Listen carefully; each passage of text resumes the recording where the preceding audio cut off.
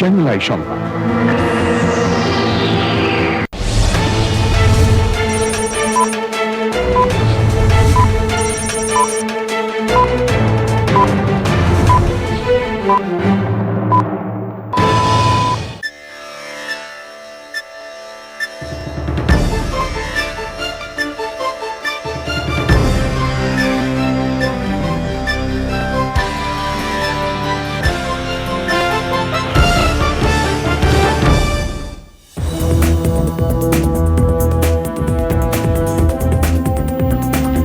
আসসালামু আলাইকুম, শুভেচ্ছা সহ আমন্ত্রণ চ্যানেল আই সংবাদে আপনাদের সাথে আছে আমি নবনীতা। বিস্তারিত সংবাদের শুরুতেই সুপার ফ্রেশ সয়াবিন অয়েল সংবাদ শিরোনাম। সৌদি আরবে ওমরা যাত্রীবাহী বাস দুর্ঘটনায় নিহত 24 জনের মধ্যে 10 জন বাংলাদেশি, বাস উল্টে আগুন ধরে হতাহত। নওগাঁয় র্যাব হেফাজতে নারীর মৃত্যুর ঘটনায় গ্রেপ্তারের এখতিয়ার নিয়ে হাইকোর্টের প্রশ্ন, উচ্চ ক্ষমতার তদন্ত কমিটি গঠনের নির্দেশনা চেয়ে রিট। বিএনপিকে চিঠি দেয়া সরকারের কূটকৌশল নয়, ইসির কৌশল বলেছেন সিইসি, নিজেদের তাগিদেই আলোচনার জন্য আমন্ত্রণ মন্তব্য। এবং চট্টগ্রামের রাউজানে বর্জ্যের হাট থেকে সংগ্রহ করা প্লাস্টিক ও পলিথিন দিয়ে প্লাস্টিক দানা তৈরি, পরিবেশ রক্ষায় অনুকরণীয় উদ্যোগ।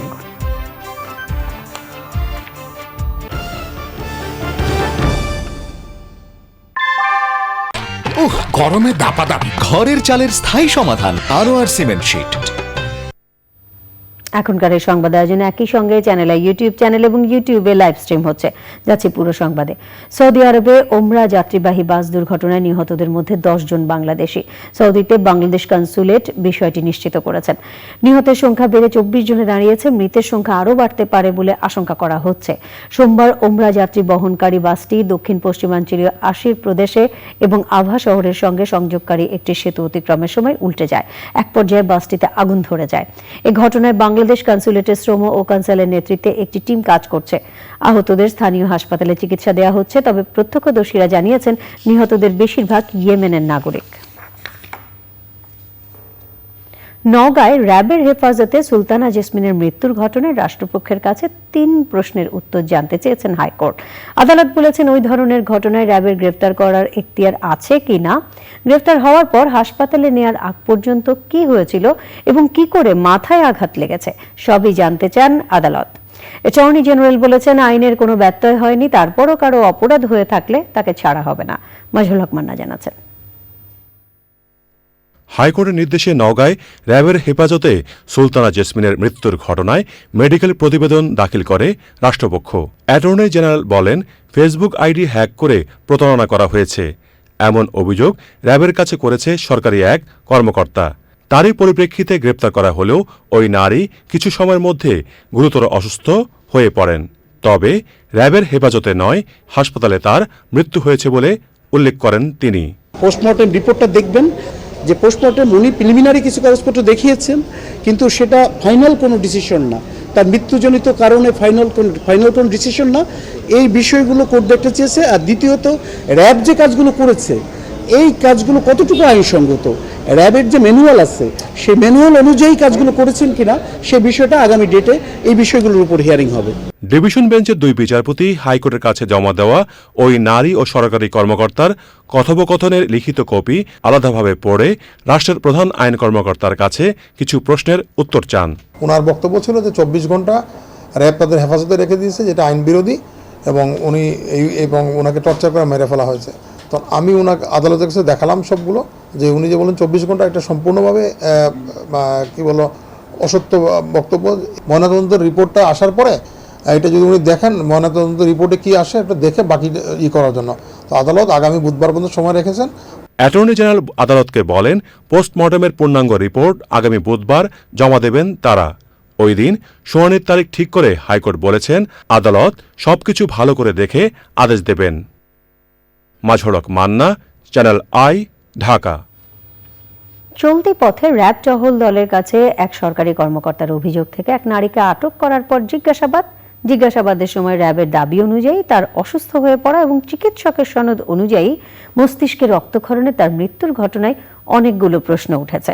পুলিশের একজন সাবেক আইজি এবং আইনের একজন অধ্যাপকের সঙ্গে এসব বিষয়ে কথা বলেছেন আমাদের রিপোর্টার মোস্তফা মল্লিক। দেখুন তার রিপোর্টটি। 22 মার্চ নওগাঁর রাস্তায় হঠাৎ র্যাবের টহলকে দেখে স্থানীয় সরকারের রাজশাহী বিভাগীয় পরিচালক এবং যুগ্ম সচিব এনামুল হকের মনে হয় তার একটি অভিযোগ আছে। টহল দলের ডিএডিকে তিনি জানান, তার নাম ব্যবহার করে ফেসবুক আইডি খুলে চণ্ডীপুর ইউনিয়ন ভূমি কার্যালয়ের অফিস সহকারী সুলতানা জেসমিন সহ কয়েকজন প্রতারণা করছেন। সঙ্গে সঙ্গে র্যাবের টহল দল তথ্য প্রযুক্তি ব্যবহার করে সুলতানা জেসমিনের অবস্থান নিশ্চিত হয়ে তাকে আটক করে। জিজ্ঞাসাবাদের সময় সুলতানা জেসমিন অসুস্থ হয়ে পড়লে তাকে প্রথমে নওগাঁ সদর হাসপাতাল এবং পরে রাজশাহী মেডিকেল কলেজ হাসপাতালে নেওয়া হলে সেখানে তার মৃত্যু হয়। প্রশ্ন উঠেছে, মামলা ছাড়া শুধু মুখের অভিযোগে সঙ্গে সঙ্গে কাউকে আটক করা যায়? ইউনিয়ন ভূমি অফিসের একজন প্রতারণার মতো বিষয় দেখা কি এলিট ফোর্স র্যাবের দায়িত্ব? ইমিডিয়েট অ্যারেস্ট করা দরকার হয় তখন তো করতে পারে, কিন্তু যেই অভিযোগগুলি তদন্ত বিষয়, এটা কোনো গুরুতর ইমিডিয়েট অ্যাকশন দরকার নাই, তদন্ত করে সাক্ষী প্রমাণের ভিত্তিতে তারপর করতে হবে। সেগুলিতে মৌখিক অভিযোগের ভিত্তিতে করা ঠিক না, কেননা যে অভিযোগটা করা হচ্ছে সেটাকে তদন্ত করে দেখতে হবে, আগে এস্টাবলিশ করতে হবে, প্রাইমারি ফেসে চার্জটা প্রমাণ করতে হবে, তারপর অ্যারেস্ট করতে হবে। এটা তো একটা প্রতিষ্ঠিত কথাই যে আইন গরিবের পক্ষে নাই। আপনি দেখুন, এই নারী ইনি কিন্তু ইউনিয়ন পর্যায়ের ভূমি অফিসের একজন সহকারী কর্মকর্তা, নিতান্তই একজন সাদামাটা মানুষ।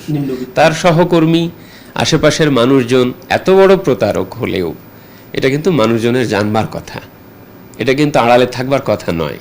সুতরাং এই কথাগুলোই কিন্তু ডিফাই করছে যে তিনি এই প্রকৃতি নয়। সেটা যদি হয়েও থাকে, আইনসম্মত হলে আপনাকে এইসব স্বাভাবিক ক্ষেত্রে একটা মামলাটা আগে হবে, ওয়ারেন্ট হবে। একজন সচিব গোছের কর্মকর্তা বললেন, পথে দেখা হলো পুলিশের সঙ্গে, পুলিশ সাথে সাথে তাকে পথের থেকে গ্রেপ্তার করে নিয়ে গাড়িতে জিজ্ঞাসাবাদ শুরু হলো।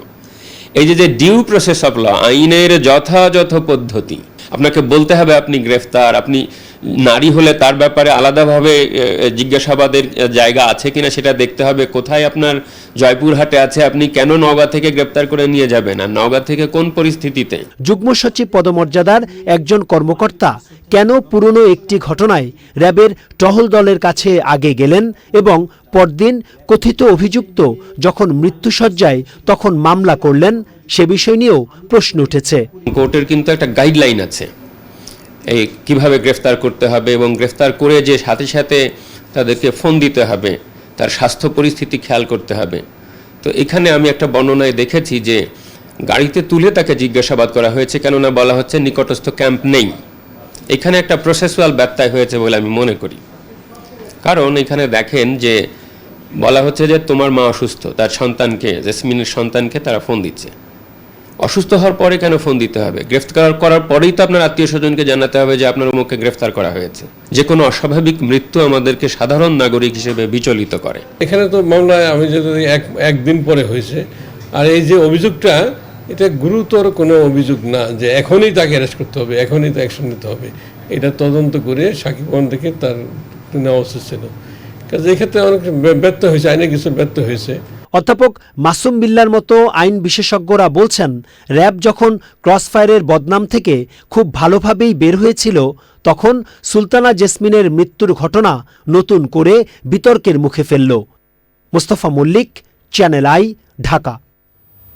প্রধান নির্বাচন কমিশনার কাজী হাবিবুল আওয়াল বলেছেন, আলোচনার জন্য বিএনপিকে চিঠি দেয়া সরকারের কূটকৌশল নয়, এটি নির্বাচন কমিশনের কৌশল। ইসি কারো আজ্ঞাবহ নয় বলে মন্তব্য করে তিনি বলেন, কারো চাপে ইসি বিএনপিকে চিঠি দেয়নি। আরো জানাচ্ছেন সোমা ইসলাম। বৃহস্পতিবার শেষ বিকেলে বিএনপি মহাসচিব মির্জা ফখরুল বরাবর একটি চিঠি পাঠান প্রধান নির্বাচন কমিশনার কাজী হাবিবুল আওয়াল।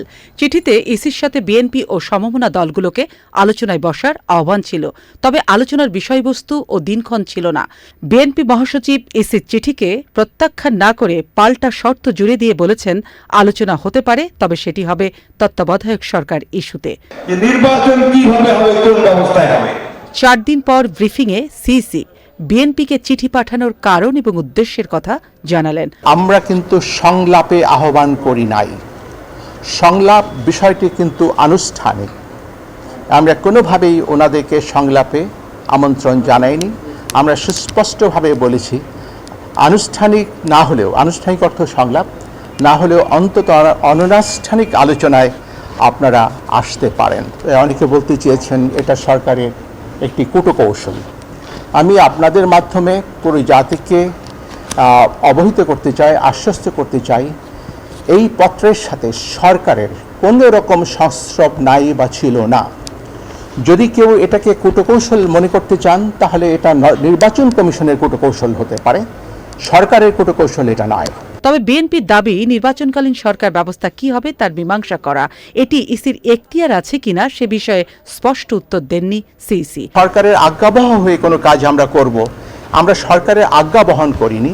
একটা কমিশন, 5 জন কমিশনার আমরা এখানে আছি, আমরা নির্বাচন বিষয় নিয়ে আমরা চিন্তা ভাবনা করছি, আলোচনা করছি। আমাদের চিন্তার মধ্যে দিয়ে এটা ফুটে উঠেছে যে বিএনপির মতো একটি দলকে নির্বাচনে আনতে পারলে ভালো হয়। যেহেতু আমি চিঠি দিয়েছি, যে কোনো রেসপন্স আমাকে চিঠির মাধ্যমেই পেতে হবে। তো আমরা আশা করি, যেহেতু মহাসচিব মহোদয়কে আমি অত্যন্ত বিনীতভাবে একটা পত্র দিয়েছি, তাদের যে কোনো বক্তব্য আমাদের কাছে যদি পত্রের মাধ্যমে আসে সেটা কাঙ্ক্ষিত এবং ওর পর আমরা আমাদের সিদ্ধান্ত নেব। বিএনপি যদি আলোচনার এজেন্ডা ঠিক করে আলোচনায় বসতে চায় সে বিষয়ে কমিশন নিজেরা আলোচনা করে সিদ্ধান্ত নেবে বলে জানিয়েছেন সিইসি। আমি প্রশ্ন দিতে চাচ্ছি না, কথা হচ্ছে বিএনপিকে আমন্ত্রণ জানানো হয়েছে, উনি ওরা যদি আসেন কি আলোচনা করব সেটা সেই সময়টা বলে দিতে হবে। আলাপচারিতার মধ্যেই সেটা ফুটে উঠবে, ওনারা কি বললেন, আমরা কি বলবো। এই বিষয়ে আগাম কোনো বক্তব্য, আগাম কোনো ধারণাও আমি দিতে পারছি না আপনাদের। বিএনপি আলোচনায় আসবে কিনা সেই চিঠির উত্তর পেতে ইসি কতদিন অপেক্ষা করবে সেই জবাব দেননি CEC. Soma Islam, channel I, Dhaka. ময়লা আবর্জনা ফেলে দেওয়ার নিয়ম হলেও চট্টগ্রামের রাউজানে বসছে বর্জ্যের হাট। সেই হাট থেকে প্রতিদিনের সংগ্রহ করা প্লাস্টিক ও পলিথিনের মতো গৃহস্থালির অপচনশীল বর্জ্য কিনে নিচ্ছে পৌরসভা। পরে প্রক্রিয়াজাতকরণের মাধ্যমে তৈরি হচ্ছে প্লাস্টিক দানা। পরিবেশ প্রকৃতি রক্ষায় এমন উদ্যোগ অনুকরণীয় বলেছেন বীর মুক্তিযোদ্ধা প্রকৃতি বন্ধু মুকিত মজুমদার বাবু। রাউজানের বর্জ্য ব্যবস্থাপনা নিয়ে আবুল কাশেমের ভিডিও চিত্রে আলিমাল রাজির ধারাবাহিক প্রতিবেদনের দেখুন শেষ পর্ব। অপচনশীল বর্জ্য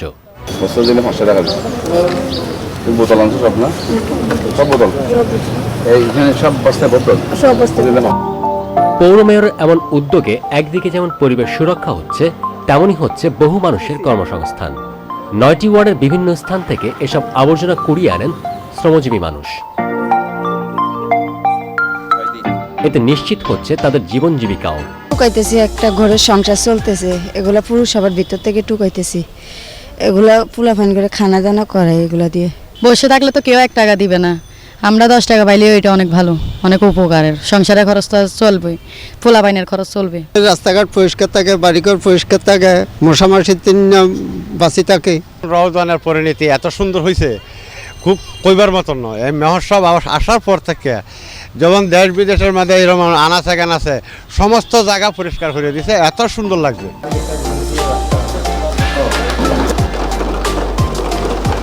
সংগ্রহ করা এসব বর্জ্য প্রক্রিয়াজাতকরণের মাধ্যমে দানাদার প্লাস্টিক তৈরির প্রক্রিয়া চলছে এখানে, যা দিয়ে নিত্য ব্যবহার্য পণ্য তৈরি করা হবে।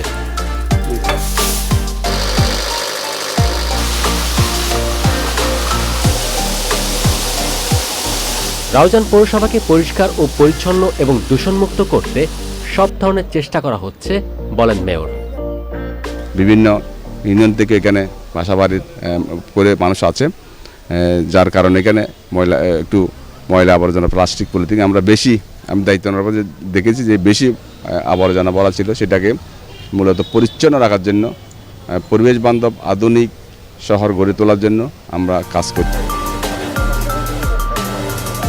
দূষণমুক্ত বাংলাদেশ গড়তে এ ধরনের উদ্ভাবনী পরিকল্পনা নিয়ে সবাইকে একসাথে কাজ করার আহ্বান জানান প্রকৃতি ও জীবন ফাউন্ডেশনের চেয়ারম্যান। এই যে একটি বিশাল কর্মযজ্ঞ এখানে চলছে, যত আবর্জনা আছে অপচনশীল, তার সংগ্রহের যে একটা প্রচেষ্টা এখানে রাউজান পৌরসভার, এটা সত্যি প্রশংসনীয়। কারণ এই যে যারা সাধারণ মানুষ, যারা খেটে খাওয়া মানুষ, তাদেরকে কাজে লাগিয়ে তারা এই সংগ্রহ করছে অপচনশীল নানা দ্রব্য।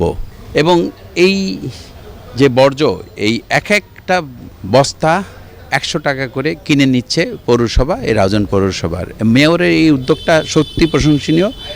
পরিবেশকে ভালো রাখার জন্য, প্রকৃতিকে ভালো রাখার জন্য, সেটাই দরকার।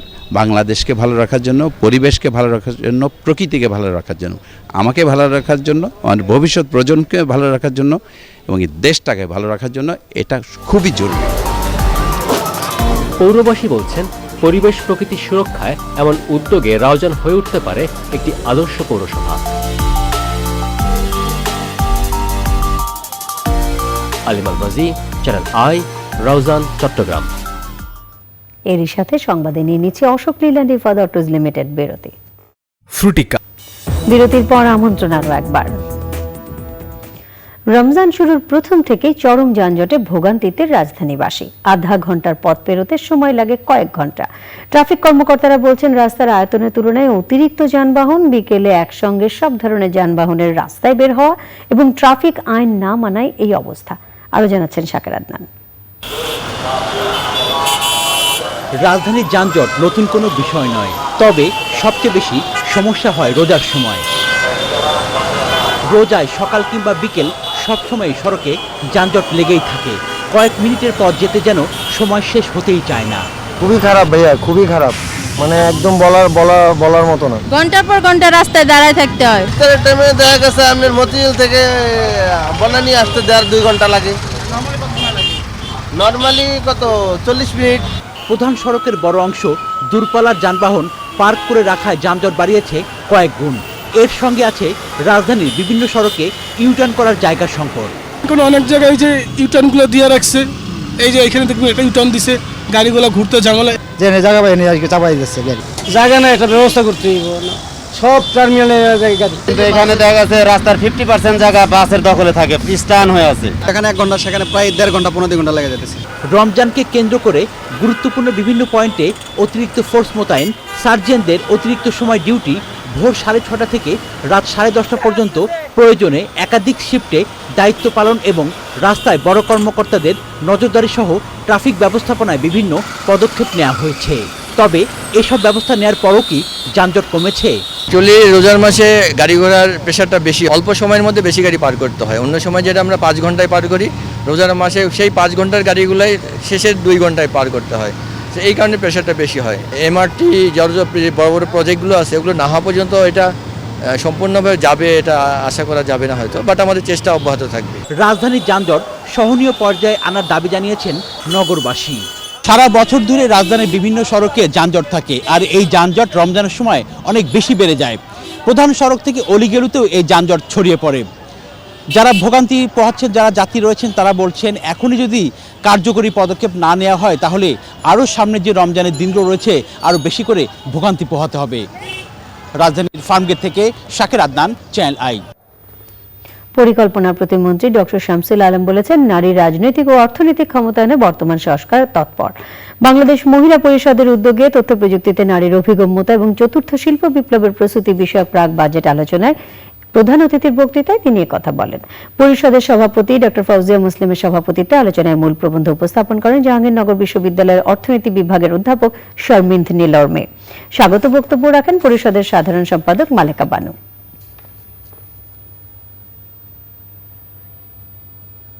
সৌদি আরবের জেদ্দায় Bangla school Bangladesh international school and college মহান স্বাধীনতা দিবস উদযাপন করেছে। অনুষ্ঠানে প্রধান অতিথি ছিলেন কনসাল জেনারেল মোহাম্মদ নাজমুল হক, বিশেষ অতিথি কনসুলেটের শ্রম শাখার প্রথম সচিব ফাহমি মোহাম্মদ সাইফ। প্রতিষ্ঠানের চেয়ারম্যান আতাউর রহমান মুকুলের সভাপতিত্বে অনুষ্ঠানে বক্তৃতা করেন অধ্যক্ষ মোহাম্মদ হুমায়ুন কবির সহ শিক্ষক এবং শিক্ষার্থীরা। এখন কৃষি সংবাদ।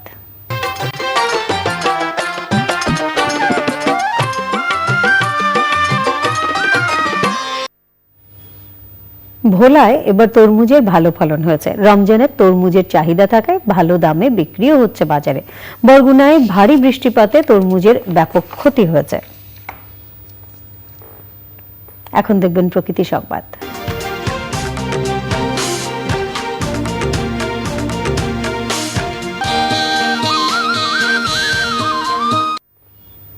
পটুয়াখালীর কুয়াকাটায় নটরডেম নেচার স্টাডি ক্লাবের 13তম জাতীয় প্রকৃতি সম্মেলন হয়েছে। পরিবেশ ও জীববৈচিত্র্য রক্ষায় জনসচেতনতা বাড়ানো এবং সমন্বিত উদ্যোগ নেওয়ার তাগিদ দিয়েছেন আয়োজকরা।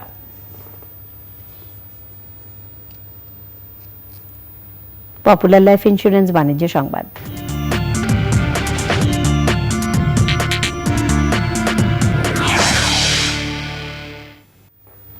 ঢাকা স্টক এক্সচেঞ্জে লেনদেনে নিম্নমুখী প্রবণতা দেখা গেছে। আগের কার্যদিবসের চেয়ে ডিএসইএক্স সূচক 10 পয়েন্ট কমে 6193 পয়েন্টে দাঁড়িয়েছে। কমেছে বেশিরভাগ কোম্পানির শেয়ারের দাম। হাতবদল হয়েছে 285টি কোম্পানির 272 কোটি 5 লাখ টাকার শেয়ার ও মিউচুয়াল ফান্ড, যা আগের কার্যদিবসের চেয়ে 45 কোটি 55 লাখ টাকা কম। এর মধ্যে দাম বেড়েছে 28টির, কমেছে 56টির। অপরিবর্তিত 201টি কোম্পানির শেয়ারের দাম। এবার খেলার খবর।